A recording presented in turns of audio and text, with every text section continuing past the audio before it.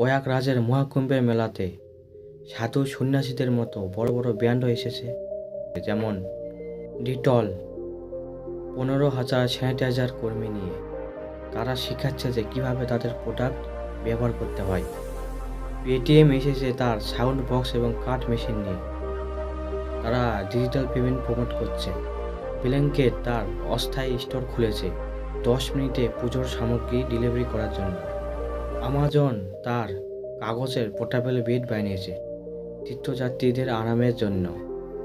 রিলায়েন্স এসেছে তার rest zone নিয়ে, যেখানে অনেক লোক বিশ্রাম করতে পারবে। কোকোকোলা 21,500 জ্যাকেট বিতরণ করেছে সাফ সাফাই কর্মীদের জন্য। এভারডে 5,000 সাইরেন টর্চ লাগিয়েছে সেফটি এবং অ্যালার্মের জন্য।